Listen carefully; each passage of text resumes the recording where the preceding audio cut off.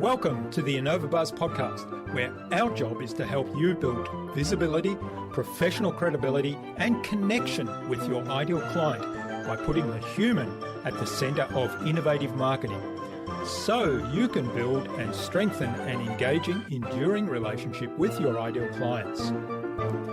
I'm Jürgen Strauss from InnovaBuzz, and I'm honored that you're here with me. If you haven't joined our wonderful marketing transformation community yet, go to innovabiz.co and collect your free gift as well. Do subscribe to the show and also leave a review because it helps others find us. Let's get into today's masterclass on this InnovaBuzz podcast.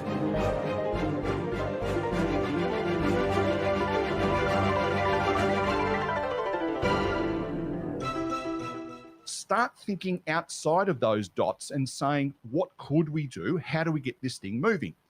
The only way you can do that is to give people permission to imagine and then present their imaginative thoughts. That, to me, is the crux of innovation. If you don't imagine, you're just going to basically base it on your previous experience, and that's never going to get you anywhere.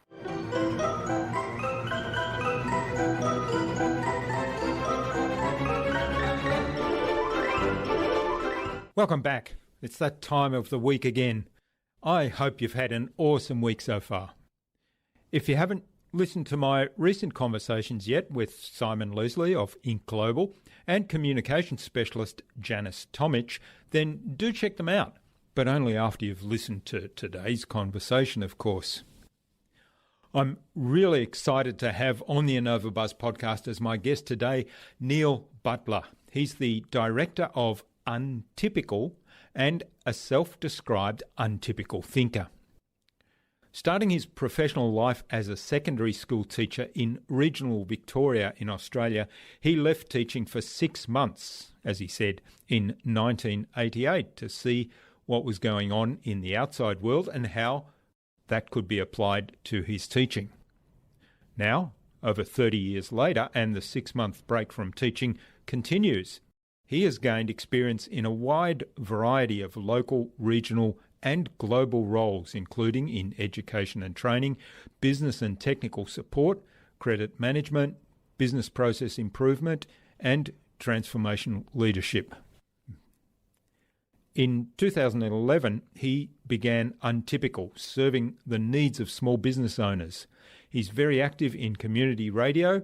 He runs a broadcasting service for the Victorian State Aussie Rules Football League, and he hosts 4 podcasts: Wow Pod, Untypical Thoughts, Home Buyers Q&A, and Two Blokes Chatting.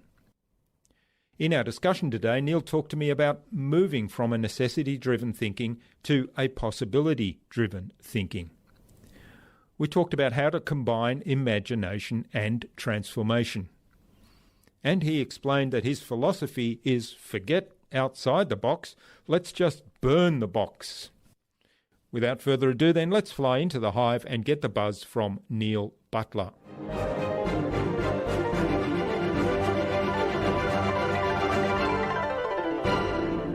Hi, I'm your host Jürgen Strauss from InnovaBuzz, and I'm really excited to welcome to the InnovaBuzz podcast today from what seems just like down the road from Geelong, Australia, Neil Butler, who's a transformational leader. He's a broadcaster. We've just been talking a lot about broadcasting, and he's a commentator and also managing director of Untypical. Neil also hosts the Wow podcast, which stands for Words of Wisdom, as well as 3 other podcasts. Welcome to the InnovaBuzz podcast, Neil. It's a great privilege to have you as my guest. Oh, thanks, Jürgen. It's great to be invited to come along on someone else. It's funny sitting on the other side of the microphone, isn't it? Yes, it is. It requires a bit of an adjustment. I was on one earlier this week, and I thought I have to sit back and wait for questions now. It's a bit of a. So if I start asking you questions, just ignore it. That's fine. Yeah, that's all right. It's I love to have a conversation, so questions back and forth is fine. Excellent.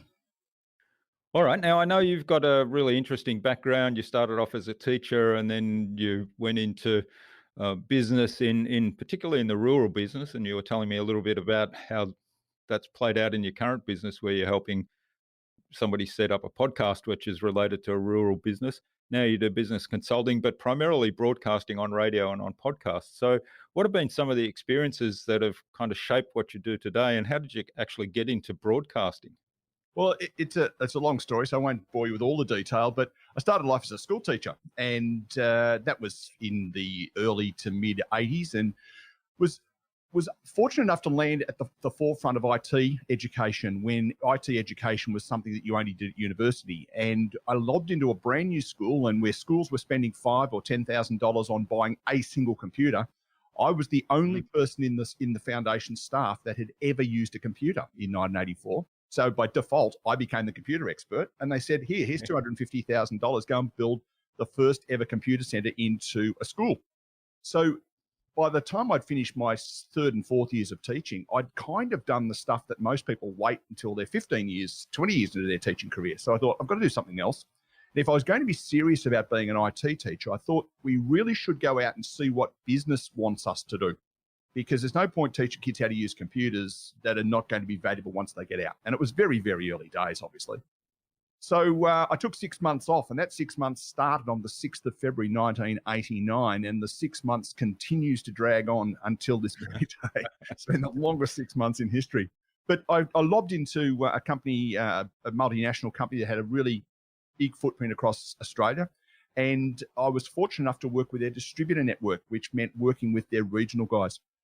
So probably the first turning point was landing in corporate. The second big thing was giving the opportunity to work in regional Australia. I taught for a year in a regional town, in fact, 3 years in regional towns, and this just seemed like home. It was exactly where I found that I wanted to be, and ever since then, I've had a real focus on the regional stuff. Broadcasting was an accident. My daughter found herself involved in some community broadcasting, and one day she rang me and said, "Dad, I have got a problem. My co-host isn't going to turn up. What do we do?"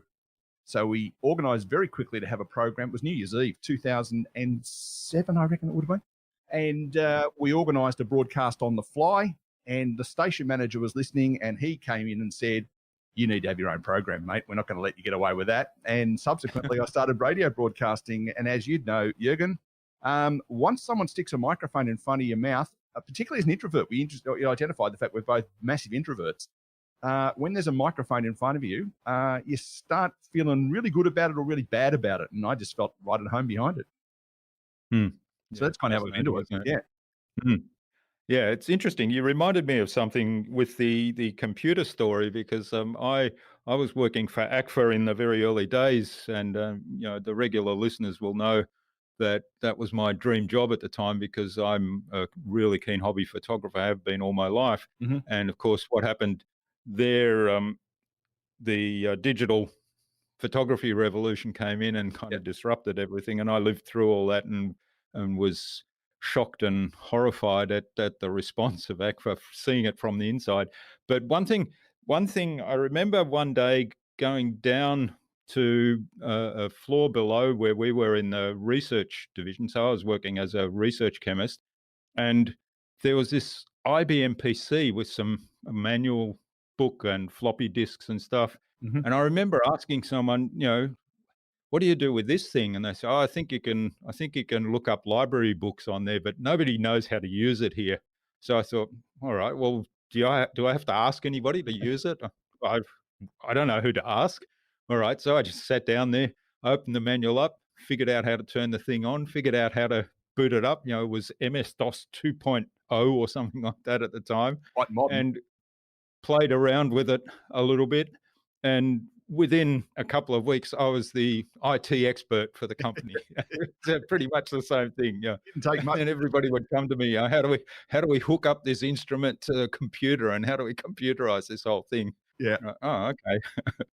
And I think I'd done 1 unit of computer science at university. Yeah, so that made you the most qualified person in Victoria. It was bizarre, because in those days there was a thing called CPM, and there was a thing called Apple DOS. I think they called it Apple DOS in those days. And we had an Apple IIe clone at the school I was teaching. I used to pick up the whole thing and take it home with me at night to muck around on it was just really bizarre. And then we ended up installing, I think, 25 BBC branded computers. and they were Oh, put okay. out Yeah. as educational computers by the BBC, the British Broadcasting Corporation. So, yeah, it never ever thought that we'd get to where we are now. It's just quite mind blowing. It is. Yeah. Yeah.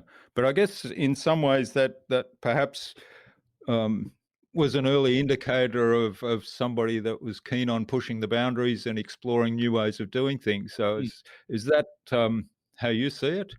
Because I think that leads on beautifully into the business you're in today, which is a company called Untypical. So I'm really keen to hear about that. Yeah, I guess I've never really fitted into the standard box, if you like. One of the slogans I use is I don't think outside the box, I set fire to the box. It's just, to me, there's just too many. I think it's it could be Life of Brian, it could be one of the other Monty Python films, where there's a group of people standing around chanting, "We are individuals." And there's a bloke standing off to the side saying, "I'm not." And of course, it's the irony of that. And I feel a bit like that guy. I'm not one of them.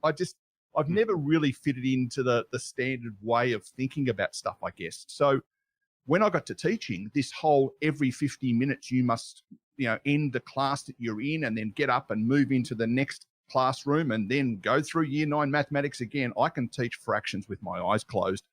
It's just one of those things that, you do it 15 times a week, you go in and teach year 9 maths. And I think, really, there's got to be something more to it. So I guess when the opportunity arose to do something different, in that case, computer education, as it was called in those days before it became IT, it was an opportunity, I guess, to sort of set forward into the direction I'm going. And then having worked in the organisation I worked in the division that looked after distributors, that was it was BP. We're allowed to name names. I keep forgetting whether I'm allowed to name names or not.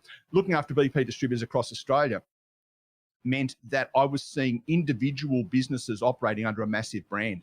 So it was the way that businesses took that and looked at it differently depending upon where they were. Because if you're running a fuel distributorship in Esperance in Western Australia, you're doing it very differently to if you're running it in Cairns in Queensland. So that opportunity to see people doing the same thing differently also appealed to me. So when BP said to me, "Here's a check, we'd like you to go and find something else to do with your life," I thought, well, let's try contracting, which is where I started.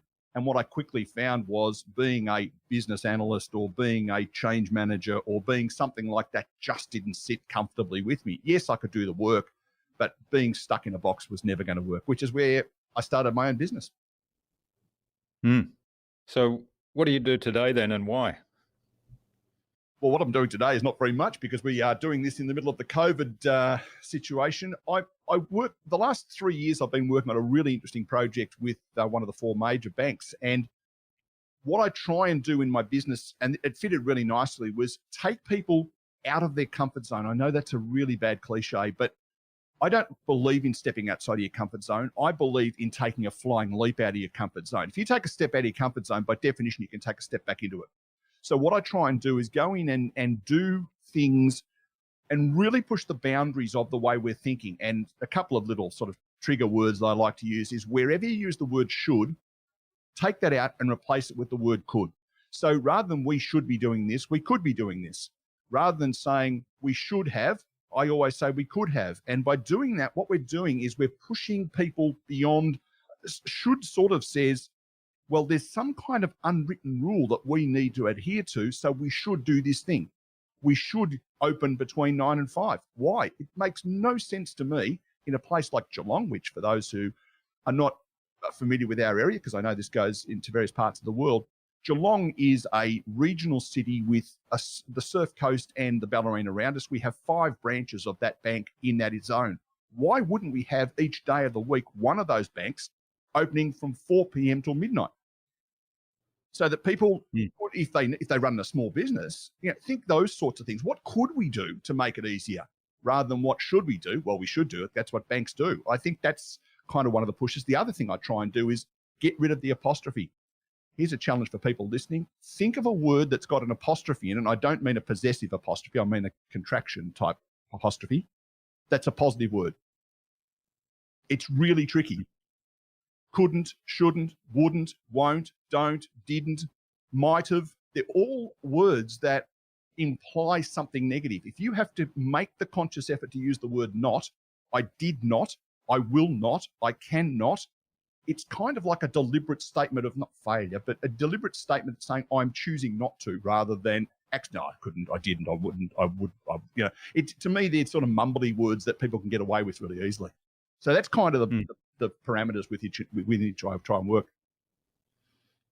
Fascinating. So to me, that sounds like you take people and you change the mindset from a necessity-driven mindset to a possibility mindset. So it's, what I'm driven by necessity is very much a, what's the right word I'm looking for? It's very much a, it's not an abundance mindset, whereas possibility is an abundance mindset. Yes. And it's a scarcity mindset. That's the word I'm looking for, scarcity. Yeah, well done. I knew we'd stumble over it eventually. I wasn't sure which word you were looking for. But I think one of the things too is, having been in banking, risk is always an issue, right? I get that. The last two major pieces of work I've done helping a state government department put a system into intensive care units. And the next one, I've gone and worked with one of the major banks. Now, they're two organisations that I really don't want people taking major risks. ICUs and banking. Let's get it right. But at the same time, let's also step outside the boundaries. In the oil industry some time ago, Shell and also Celtex decided that they weren't particularly good retailers. They were great at making stuff. They were great at marketing their products. But they went to Coles and to Woolworths respectively and said, actually, you guys are really good at retailing. We'll pass that bit over and you guys can deal with it. Well, why don't banks do that? Why don't banks say to their brokers, you're really good at selling home loans. Why don't you sell credit cards for us as well? But you wouldn't do that because that's not what banks do. And it's that kind of mindset that I'm trying to break with the Transformagination kind of concept. Yeah. And to me, that idea often comes back to whether people are focused on delivering the best outcome for their customers, or whether they're just internally focused on what's productive for us and how do we manage the risk and at the same time be more productive, how can we get more out of our own people and so on. And often that internal focus forgets about the customer experience and looking at things from a customer experience. So your example about banks opening in outside of normal business hours, to me, that is very customer experience focused, because at a time when people are working normally, pre-COVID, let's say, very few people who are working would be able to get to the bank during business hours. Yep, absolutely. And what tends to happen with that is then, having been involved in one of these organisations, they go, well, look, no one's going to the bank. We can close them down. And we'll set up an online, like an after-hours banking. One of the major banks has announced in recent times, and this is just one of the most brilliant ideas I think a bank has ever come up with.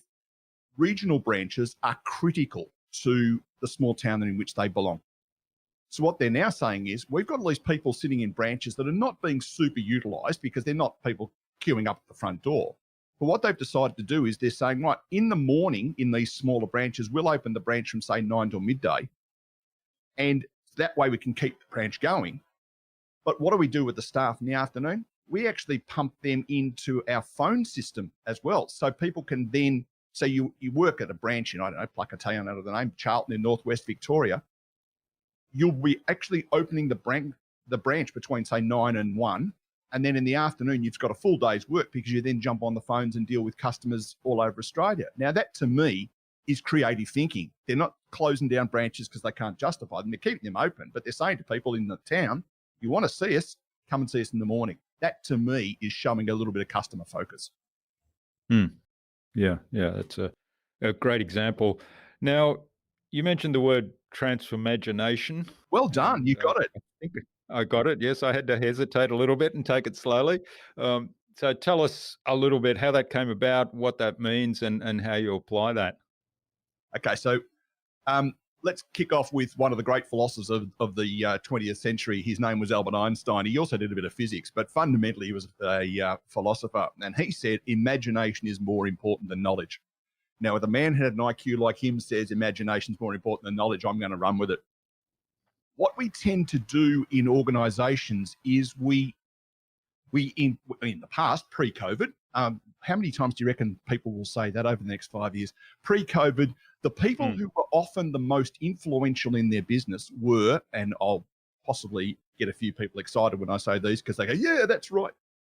55-year-old white male typically were running these, making most of the decisions. They've typically been in the organization for 25 years. And if they hadn't been, they've been in the industry for 25 years.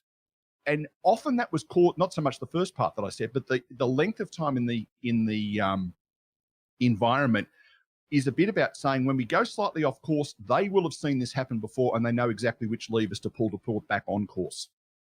And that's great.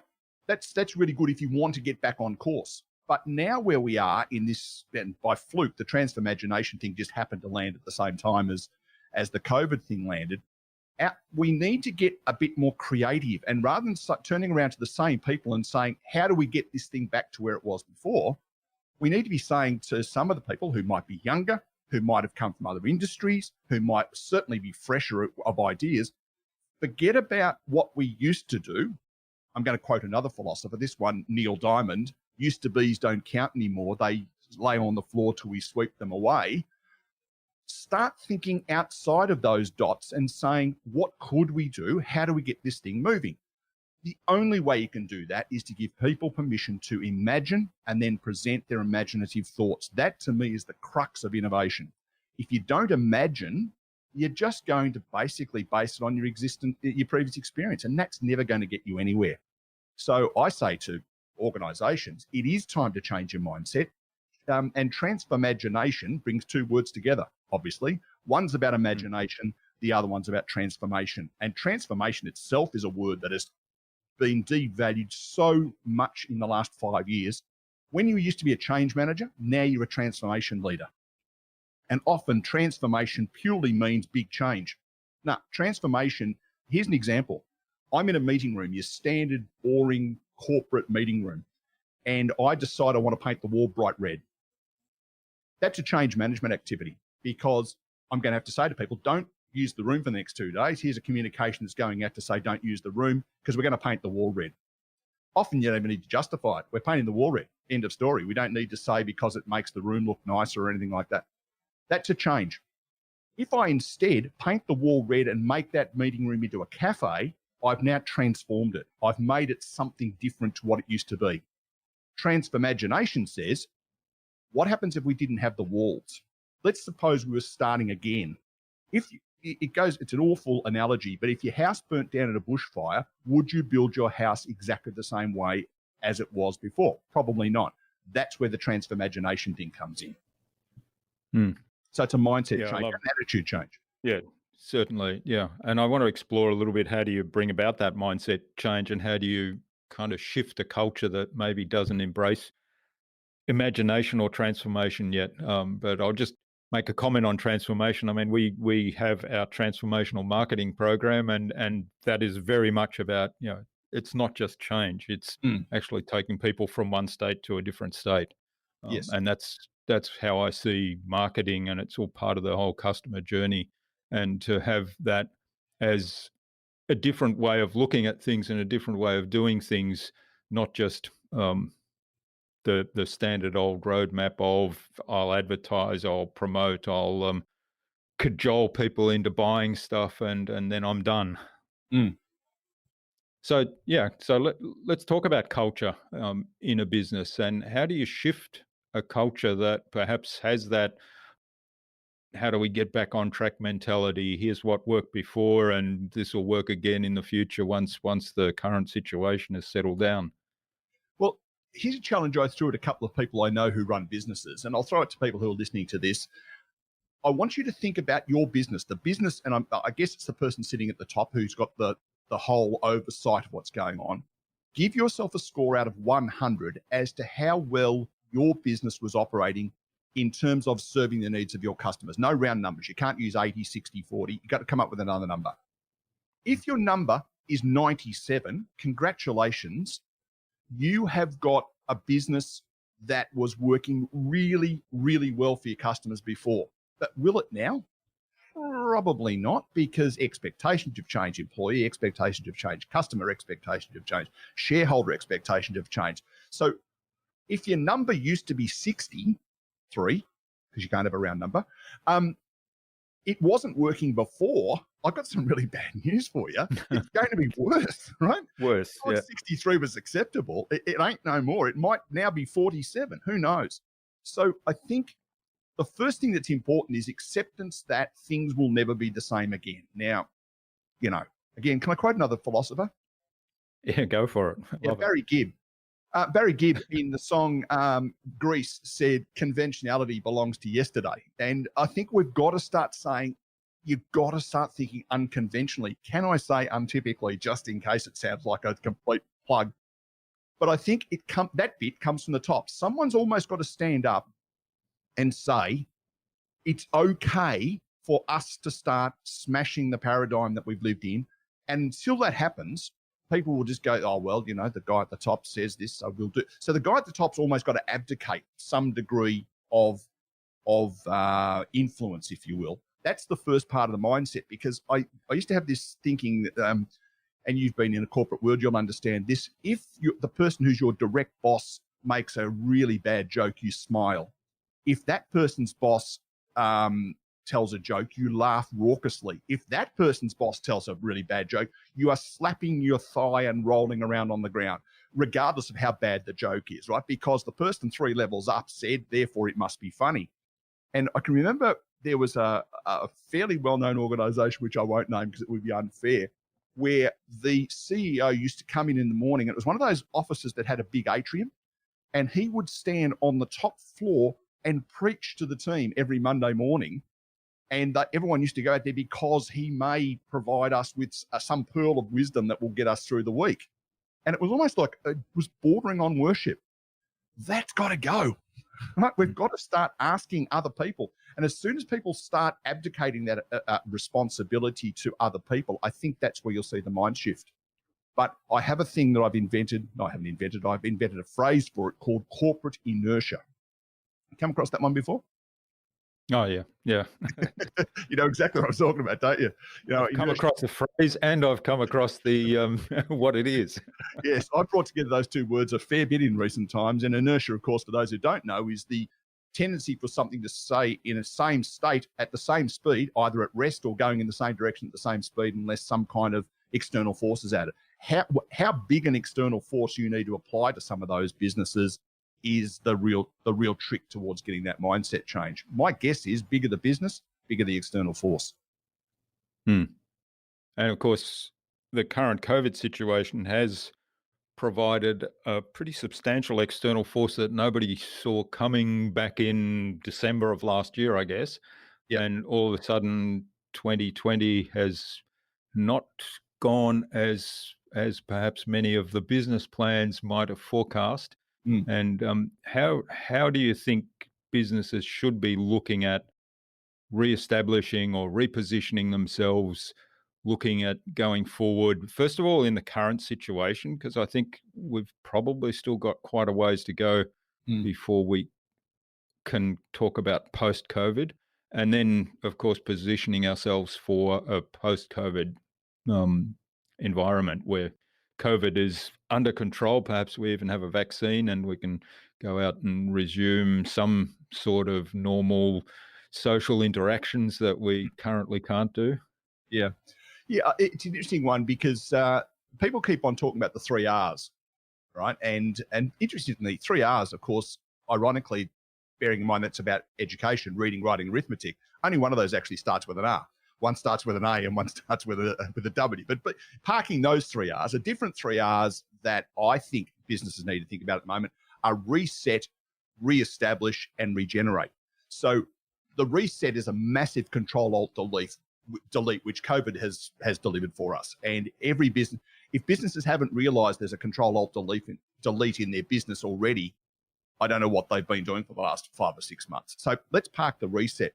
Reestablishment, and you use that word, which is great. I think it's more than just saying, righto, everybody back to work. I think if again, I'll go back to the banking industry. In January 2019, there was the outcomes of the Royal Commission were announced, and there was some significant changes that required to be done in businesses that relate to banking and financial services.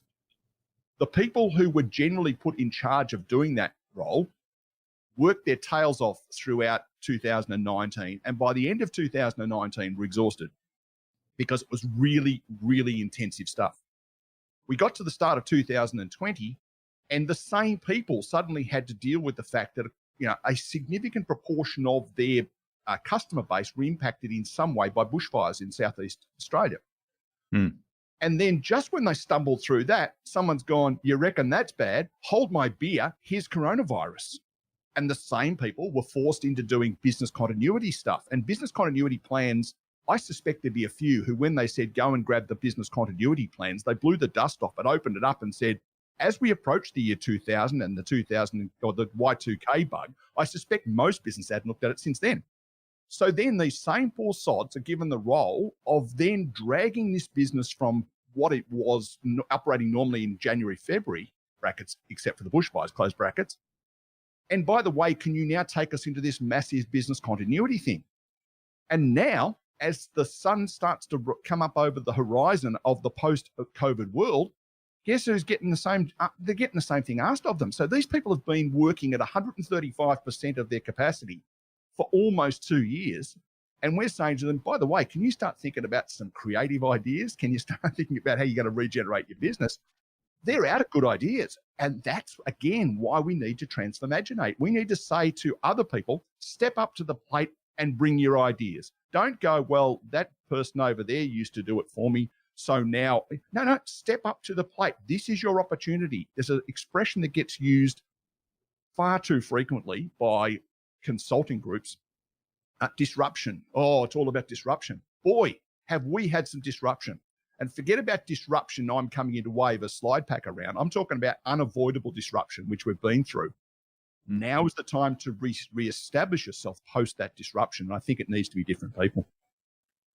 Yeah, that's a really good point. I mean, there's been, I guess, the Banking Royal Commission here in Australia certainly was a bit of a disruption because it really challenged the business models that were running then and some of the practices that were standard practices and were deemed to have to change because they were either unethical or anti-competitive. And as you say, then all of a sudden, as they changed the business models and came out of that, all of a sudden they were challenged again, saying, hey, there's some other stuff coming along that's going to challenge our business model as well. So it's just been a really solid slog for those people. It's a bit like saying, oh, you've run a marathon. Actually, you know what we're going to do? We're actually going to make you run an ultra marathon. And when you get to the finish line, they go, oh, sorry, we actually made an ultra triathlon. Off you go, jump in the water, start swimming. Yeah. It's just on for young and old, these guys. Okay, now media. I know media is a big part of your business and you've gotten into podcasting. So what have you learnt from your media? You talked to us earlier about accidentally getting onto the radio when your daughter suddenly needed a co-host at short notice. And what have you learned over the journey of media? How did you come to podcasting from that early radio start? And how's that contributed to your business?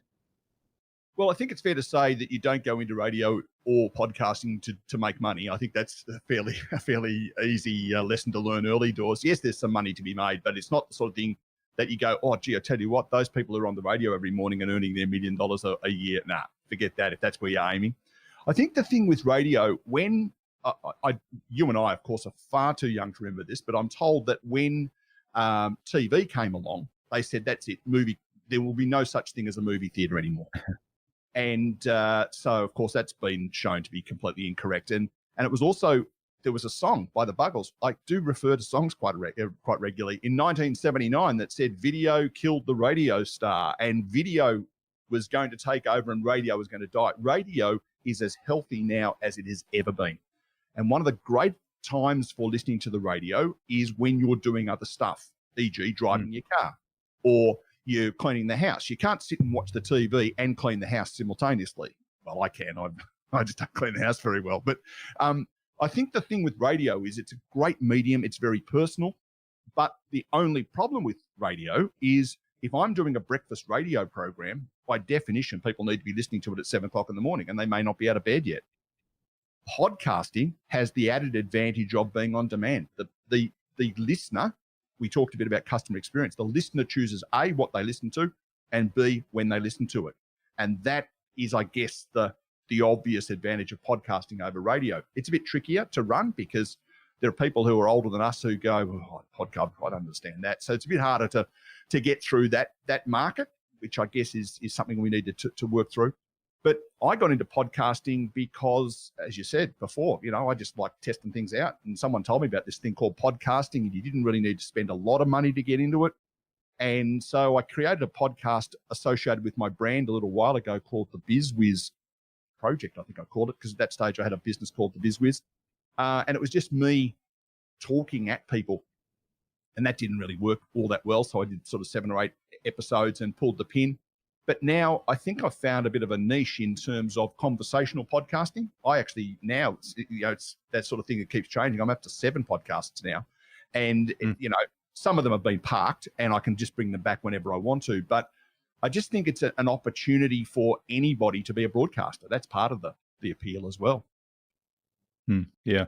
And a lot of radio stations are actually now, I see the ABC and SBS in particular have gone into podcasting in a big way. And I think it's primarily that on-demand thing. And if you look at all the TV stations here in Australia, they have their on-demand system where you can go and watch a show on demand. Yeah. Yep. But it's limited because obviously there's bandwidth restrictions on that. And so they kind of give you three weeks often to watch a show, catch up on a show. And also the great Australian internet is really struggling with those feed services, which audio doesn't have that bandwidth requirement. So the audio on demand is a really big thing, and I see that growing quite a bit.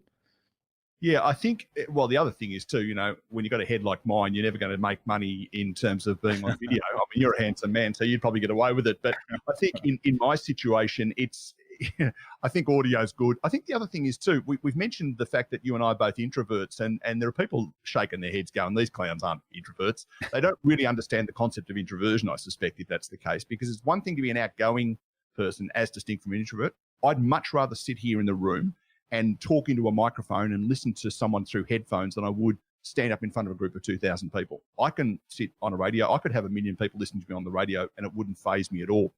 It's unlikely I'm going to get 1 million people listening to me on the radio, but whereas if I was doing it from a video perspective, I tend to freeze up a bit. And that's where I need to get out of the aforementioned comfort zone and start doing a bit of that stuff. But I think you're right. In terms of audio on demand, it's low bandwidth. I think I'm right in saying I have an online radio station that I think it's about 40 meg an hour that it's down, in terms of bandwidth. So it's not big numbers. All right. So in terms of, so you mentioned conversational podcasting. One of the things that I certainly find challenging, I have 2 podcasts, this one that we're on now, which is a conversational one, and then one I do where I tell some stories as metaphors for lessons around marketing, and that's just me talking. And I find that quite challenging, but I'm stretching myself on purpose there. I'm getting out of my comfort zone. I'm taking a bit of a jump there. There's a bunch of things there that really challenge me. And how do you find, the difference between a conversational type podcast and going on, whether it's, I mean, you talked about video, and often on video, you're just presenting to a camera, which is just a small little box of some sort. And I find that quite challenging too, to feel as though I'm relating to somebody. And perhaps that's part of doing the solo podcast, because I don't have anybody there that's I'm relating to and that I can bounce something back and forth off. Yeah, I think the conversational thing also adds another dimension. That I do a program where I'm trying to teach people how to podcast. And one of the questions that is often asked is, should I do conversational? Should I do presentation? If you have something to say, by all means, go down the presentation path. But I've got an analogy that I often use, and it used to be the white Commodore analogy, but now Holden have made the decision that they're not going to make those anymore. We'll make it the white Camry analogy. And you walk into a car dealership and you say to the car dealer, I want to buy a white Camry. And he says, come with me. goes out the back and opens up the door, and there's 10,000 white Camrys. How do you choose the white Camry? Some people will say, it's got good tires. Another one will say it's got good rego. Another one will say it's got low Ks. Whatever it is, you'll make a decision based on something to do with the white Camry. But if it's not obvious why your white Camry stands out, it won't get bought. Well, it's a bit the same with your podcast. How many podcasts do you reckon there are that are about real estate investment or well-being or setting up your business or whatever? Something, you have to have something different about your message that makes it stand out. It's the equivalent of having a really good sound system in your Camry. Now, for some people, that's really easy. For other people, it's less easy to have some kind of message that stands out. The great thing about conversationalism is, by definition, you will be unique. Because you and I started this conversation whenever it was, half an hour ago, 37 minutes ago, it says here, and we had no idea where we'd end up, right? And that's the unique factor associated with conversational podcasting. I don't know where you're going to go. You don't know where I'm going to go. And therefore, there's a bit of edge about it, and you can't put it into a box.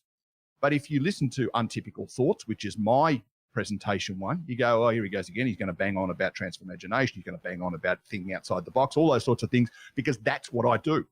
So that's the advantage of conversational podcasting in my mind. It's always going to be different. All right. Now, talk to us then a little bit about marketing of the podcast, because a lot of people I talk to around podcasting, I say, okay, I've recorded a podcast, I've published it, I've got it out on the platform, it's in the Apple directory, it's on Google Podcasts, it's on Spotify, which is the big one now. So I'm done, right? So there's thousands of people who are going to find me. It's kind of the field of dreams analogy for websites all over again. That's it. Yeah, I've had a number of people say, so I had someone ring me up one day and say, I'm thinking of doing a podcast. Who do you reckon will listen to it? And I laughed. And he said, why are you laughing? And I said, well, think about it. If I said to you, I'm going to produce a new brand of coffee, who's going to drink it? I mean, it's a dumb question. And we pointed out the fact it's a dumb question. I think part of the reason some people do podcasting, and I don't know whether you fall into this category, I wrote a book around about the same time as Newton was inventing gravity. It's a long, long, long time ago that I wrote this book. I had to write the book because if I didn't, I would go nuts. It was inside my head and it was bouncing around. If I didn't get rid of it, it was like a full filing cabinet. That was the reason I wrote the book. Well, it's a bit the same as some podcasts. Some people do podcasts because they've just got something they've got to get out of their head. Now, if that's where you are and you don't care about who listens to it, you haven't got a problem. If you're using it to build your brand, it's no different to saying, I've invented a new brand of coffee, or I've got a line of clothing that I want to promote. You've got to think about who's going to buy it, why they want to buy it, what makes your line of clothing different to Mr. Levi's or Mr. whoever down the track.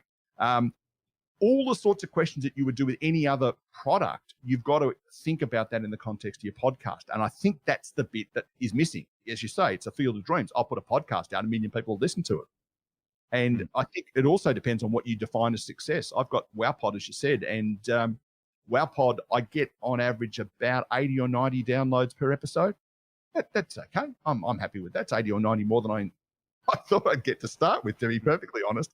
So is that successful? Yeah, it's successful because it's doing what I want it to do. But if you're saying I need to get 100,000 listeners to this podcast, and if I don't, it's not going to be successful because it's driving my brand, yeah, you got some marketing issues to deal with, I would have thought. Yeah, it's funny. I had to laugh because just before I jumped onto the call, I was cleaning up some messages, some LinkedIn messages, and I'd posted a week or so ago, I'd posted a short video on identifying your ideal audience for a podcast and how you go about doing that. And there's somebody who's been having a conversation with me on LinkedIn about starting up a podcast and getting some tips. And the question was, is this something that is of value even if you haven't started the podcast yet? And I had to laugh because my response was, well, actually, it's the first thing you do. Yeah, absolutely. Listen, who you're doing it for. And I think the other thing too, and I know this is a really simple one. I was going to point at the wall and then realize we're doing an audio podcast, which is not going to help a lot. But my logo for WowPod is a bright orange speech bubble with the word wow written across it. right? So when you're flicking through the 9 billion podcasts that are in those stores, having something orange against navy blue with the word wow on it, to me, is so much better than a smiling face of someone going, well-being tips with Brian. It's something about grabbing the attention, no different to if you walk into a shop and you see a coffee brand that's got a bright red pack standing there or has got a funky name or something like that. It's all about how you present. It's just another product. It's no different to anything else. Yeah, so you've got to stand out. You've got to find a way to stand out to start with. All right, well, this is fascinating, Neil. I could go on talking radio and podcasting for ages, obviously, something that I'm passionate about too. But I think it's a good time to move on to the Buzz, which is our innovation round, and it's designed to help our audience who are primarily innovators and leaders in their field with some tips from your experience. So I've got 5 questions, and hopefully you'll give us an answer that'll inspire the listener to go and do something awesome today as a result. Excellent. That's what we want to do. So what's the number one thing you think anyone needs to do to be more innovative? I'm allowed to do 2 things with my number one. Molly Meldrum used to have 11 in his top 10 on the countdown all those years ago, so I can't see why not. You need to eliminate 2 things. One is eliminate the should and eliminate the apostrophe. So start thinking beyond should and start thinking towards could. And unless you can come up with a really good contracted word that has an apostrophe in it that's positive, get rid of it. Yeah, I love it. That to me is, what I said earlier is kind of moving from that scarcity mindset to the abundance mindset, moving from necessity driven to possibility. So absolutely. Yeah. What can we do? Yeah. Yeah. All right. What's the best thing you've done to develop new ideas? Can I quote another philosopher? Yep. There was a bloke called John Lennon in 1971 who wrote a song called Imagine. Forget what used to work. Start focusing on the coulds again. People laugh at me. I think they laugh in front of me. I think they laugh behind my back as well. The number of different brand names, number of different Facebook pages I've had over the journey. I just keep trying new ideas until something clicks. I think I'm an ideas generator. That's what I do. And I think if you have a great idea and it lands first go, fantastic, go and do it. But don't be afraid to try new ideas. And I keep on trying new ideas. And I've got friends who ring me up and go, here comes another harebrained idea from Neil. But I think trying ideas means you'll stumble over something sooner or later that works. So lots of experiments. Yeah, that's a good word for it. Yeah. Yeah. Okay. Now, do you have a favorite resource you use most often? Yeah, people. As an introvert, that's surprising. But... Yeah, no, I like to engage with people who demonstrate a transformaginative mindset. Walk into a room and identify the one who's being transformaginative, and that's a word I can now say and no one else can because it's a stumbling one. I can pretty quickly work out who the people are. I mean, your business name, InnovaBuzz, I always stumble over it. My initial business name was Innova. I can't even say it now. Innovo was my original business name. So we were kind of brothers from another mother or something. But I can immediately work out the people who have a similar kind of mindset and I go towards them. The other thing I love to do is bite off more than I can chew and then chew like crazy. That's another aspect of it. They're the sort of people I like to mix with. So people are my main resource. Love it. Yeah. And you've reminded me, so a couple of episodes ago, I spoke with Chris Barrows-Brown on the InnovaBuzz podcast, and his business is Upping Your Elvis. And I said, well, where did that come from, the Upping Your Elvis? And he said, well, it comes from Bono when he was doing his initial fundraising and getting people on board. He'd go into a meeting of a corporation or somebody who he's pitching to help finance his charity, and he'd say, okay, now who's Elvis here? Who's the person that stands out, that's out of the ordinary, that is going to shake things up? Sorry, it had to be. Right. It was sitting there. It had to be done, didn't it? Yeah. Love it. Okay. And what's the best way to keep a project on track? Again, I'm the people who've worked with me will tell you I am hopeless when it comes to Gantt charts, spreadsheets, any of that sort of stuff. I'm very much a freestyler in that respect. So the best way I keep a project on track is constant engagement with people.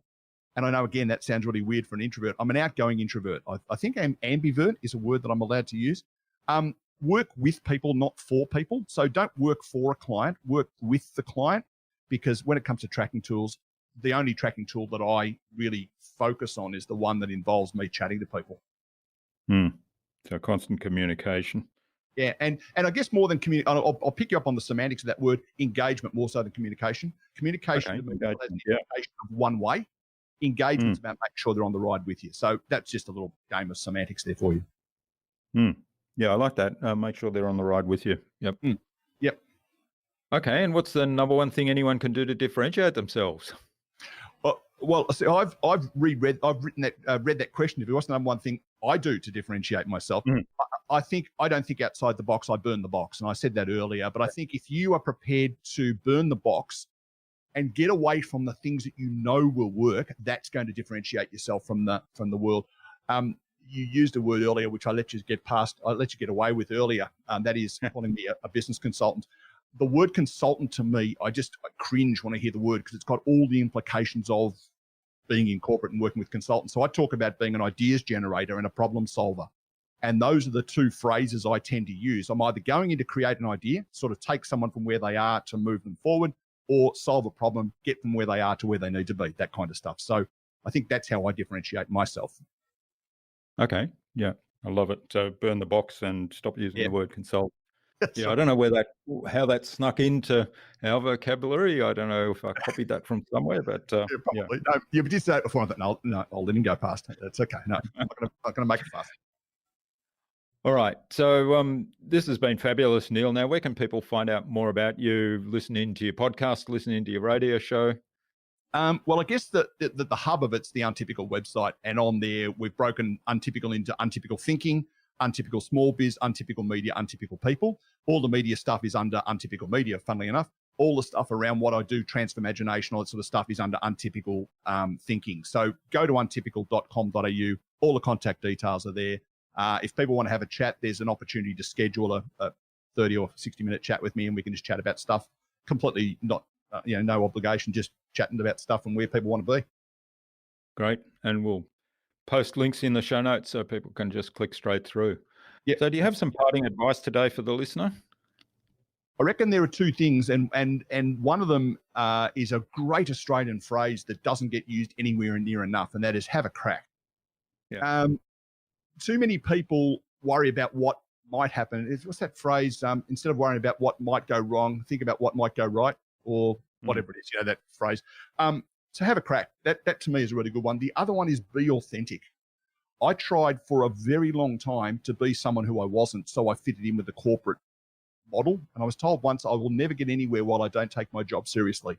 And I thought, that's really good because people are seeing me coming in and thinking differently. I'm actually stirring the pot. I'm throwing the rock in the pond, as I like to say, and then watching the ripples go.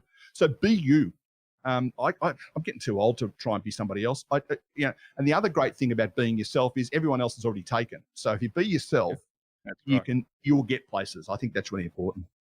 And it costs a lot less energy to be yourself. It makes your hair go great otherwise. Yeah. Okay. That's wonderful. Yeah. And have a crack. I like the, and I can't remember who to attribute this to, but basically the conventional wisdom of, if I do this, what will people think of me? Well, people generally don't spend anywhere near the amount of time thinking about what you do or why you do it than what you think they do. Yeah, absolutely. And I think the other thing is too, there are people who go, I've always wanted to start my own business, let's say, right? Well, have a crack. And if it all turns to custard in 3 months' time, it's not the end of the world, particularly if you are fortunate enough to live with someone who has some income that can keep the bills pressure off by bringing in another income.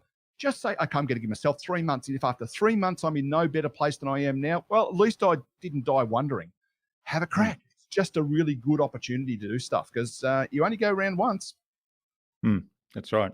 And there's lots to be learned. I mean, I've found being in business on my own, there's so much you'll learn. Oh, absolutely. All right. Well, thanks so much for sharing your time and your insights. Actually, I need to ask you one more question. Who else should I get on the podcast and why? There are two people who jump into my mind, and one is based in the UK and the other one is based in Melbourne. So let me run both past if you like. The first one, the one in the UK, is a chap called James Mulvaney. Now, James is the person who has established two platforms, both of which I use. One is called radio.co, and that's where I have my online radio station, goradio.live. It broadcasts off there, and I have a second radio station I'm about to launch on the same platform. The other one is called podcast.co, which is where I host all of my podcasts.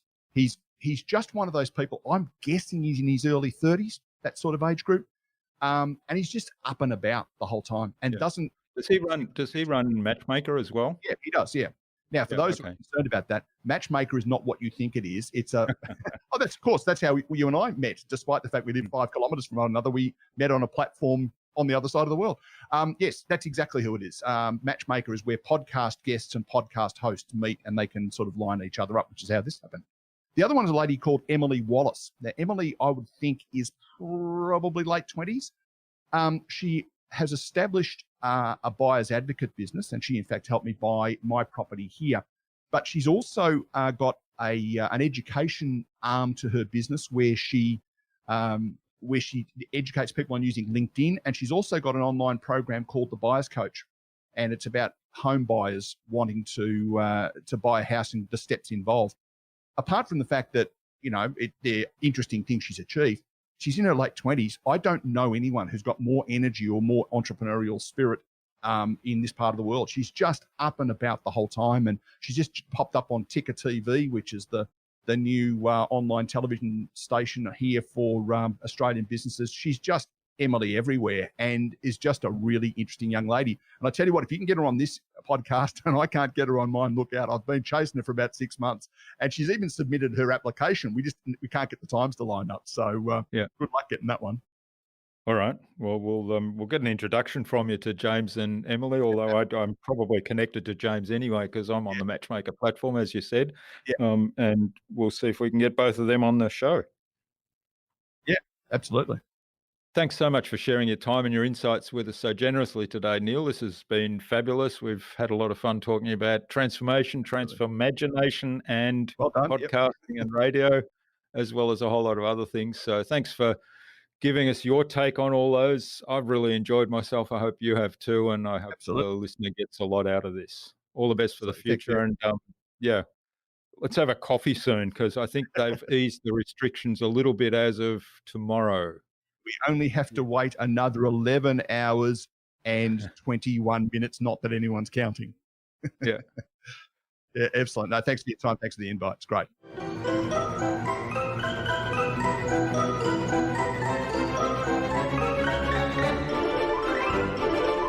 I hope you enjoyed that really engaging and insightful conversation with Neil and took something away from his episode. I really enjoyed talking with Neil about all things change and innovation, and of course we did geek out a little bit about podcasting, a shared passion of ours. I'd love to know what you took away from Neil's episode. Leave a comment below the blog post, which you can find at innovabiz.co/Neil Butler. That is NEILBUTLER, all lowercase, all one word, innovabiz.co/Neil Butler. You'll also find contact information for getting in touch with Neil there, as well as links to the Untypical website, to his social media pages, to the WowPod podcast and his other podcasts, as well as the resources we spoke about in today's conversation. Neil suggested that we have a conversation with James Mulvaney of podcast.co and buyer's advocate and LinkedIn specialist Emily Wallace on a future InnovaBuzz podcast episode. So James and Emily, keep an eye on your inboxes for an invitation from us to the InnovaBuzz podcast courtesy of Neil Butler. Tune in again to the next episodes of the InnovaBuzz podcast, where we've got yet more fantastic guests lined up, including Marcel McCarthy of 1-2 and personal branding expert Tamara Glick. Thanks for listening to this episode. Make sure you subscribe to the show to be reminded of new episodes. It's free to subscribe. Leave a review if you like. Even if you don't like me, I'm okay with that. I'm asking you to leave a review because it helps other people find this show. Go to innovabiz.co to join our marketing transformation community and access a free gift my team and I made for you. It's the Marketing Master Mini Class. We want to give you everything you need to transform your marketing into a human-centered, relationship-focused growth engine. Until next time, I'm Jürgen Strauss from InnovaBuzz. Remember, be awesome and keep innovating.